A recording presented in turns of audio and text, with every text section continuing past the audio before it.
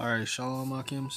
Alright, it's your brother Banawar. Come back with another video to the Spirit and Prophet Yahawashi, giving all honors, glories, and praise to Heavenly Father and His Son, Yahawashi. Alright, and before we get into anything, man, making all praise and glory to Heavenly Father and His Son, Yahawashi, double honors to the elders and apostles of the great millstone who rule and teach well and taught me this truth, and a sincere salutation unto the brethren pushing this word to truth and sincere, risking their life freeing to do so. Alright. Today, man, we're just going to go into a little lesson, all right, a little short, going into the word humility, all right. I just thought I should bring out through the Spirit, all right. We're going to get the definition, and then I got some scriptures, all right. This one shouldn't be too long, but if it's the Lord's will,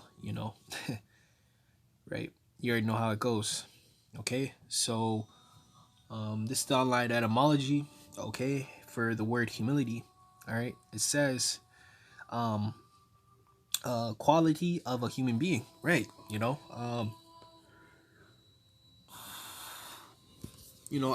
As people, aka I wouldn't say these people in the world, obviously, too, right? Because they do have some characteristics, but being us, right?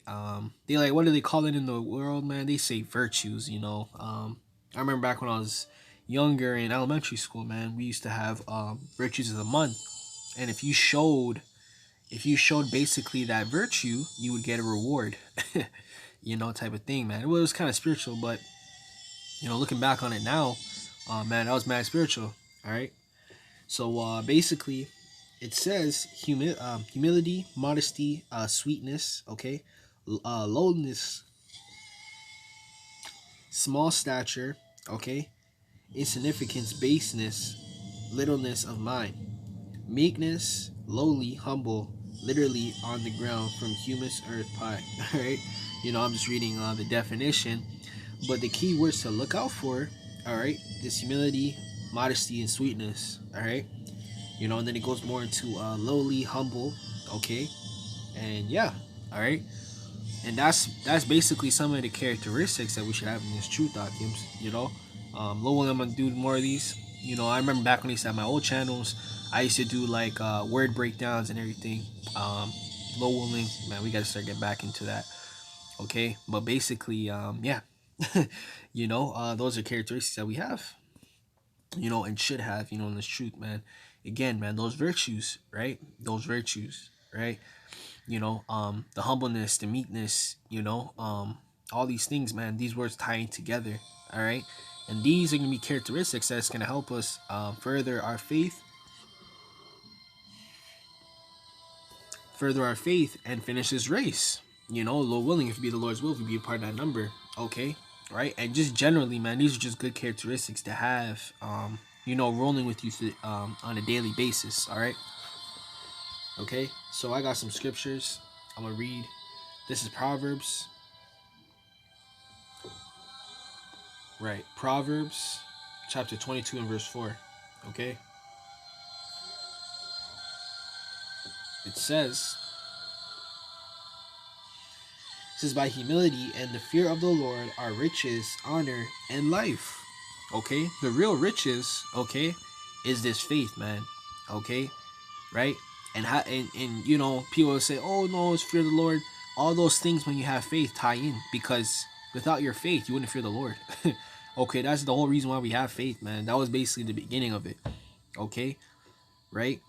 And it all starts with the mind. All right, Lowell, I'm gonna do a lesson on that. Okay, as well. It all starts with the mind, because everything starts with the mind, man. You have to manifest certain things for it to happen.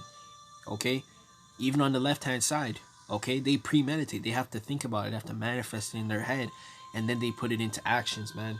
Okay, right? So, yeah, man. The fear, okay, is what is basically, without the fear, we wouldn't even have faith. Okay, right? Because we fear the Lord, man. We fear what can happen to us if we don't finish this race. Okay, if we don't what's the word I'm looking for? I think it's just finish this race, man. Basically, all right. If we don't finish this race, okay, or fulfill what we've been called to do from the Lord, Okay, we fear what would happen to us, man. Okay, right. So it says, by humility and the fear of the Lord are riches and honor and life. And that's what life is. Okay, the Lord is life. Okay, He's going to give us life. Okay, there is no life here. All right, didn't you notice the difference, man? You feel more lively with this truth, okay, than without it. Without it in the world, you're in a low vibration state. Well, what would you be doing in the world, man? Okay, smoking, drinking 24/7. Okay, right? But in this truth, you're taking herbs. Okay, you're distancing yourself from people that you know that if you were in the world, even in the world, you know, you're like, man, this dude's fake. Why am I always feeling low when I'm around these people? Because they're low vibrational, man. They're not benefiting nothing to you as an individual. Okay, they're low vibrational people. All right, and they bring down your spirit. All right. All right, that's just personally what I noticed, man. Okay, it doesn't matter who it is. It can be your family member, your friend, a long distance friend, your spouse. Man, it doesn't matter if they're low vibrational. They're gonna bring your ass down with them. All right, you know. So the Lord is life, man. Okay, and that's basically a hard concept to grasp for a lot of people. Okay, because these people don't believe that the Lord is life, man. Okay, they think chasing money is life, chasing girls is life. You know, they think those things are congruent to being alive, all right. And that's not even just for men but even women, all right. Chasing as a whole, man, you could just say just vanity, all right. It's all vanity at the end of the day, man. Nothing here profits nothing. All right, with this truth, okay, hence why this place is going to be destroyed. So this is Philippians chapter 2 and verse 3. What's that, verse 3? It says, let nothing be done through strife or vainglory. All right. Oh, you do a favor for someone. Oh, you owe me. Nah, man. You just do the favor and you'll be owed in the future. All right. That's how you should move, man. Like, I'm just a firm believer. You can't teach some things, man. It just got to be in you. Like you see some people are so wicked and just hurtful and shit, man. Right? You can't teach certain things, man. It's just within you to do it. You just have good intentions, man. All right? And even sometimes you have good intentions, right? With the wrong person, and then you want to be like, oh, I don't want to do this for another person, all that.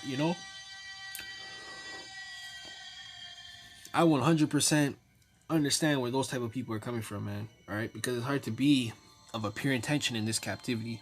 All right? It says, but lowliness in the mind, let each esteem other better themselves.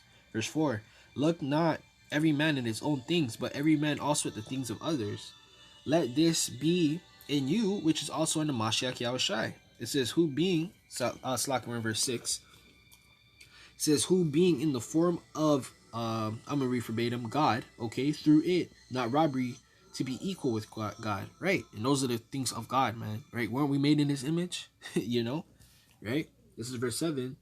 But made himself of no reputation, took it upon him the form of a servant, and was made the likeness of men.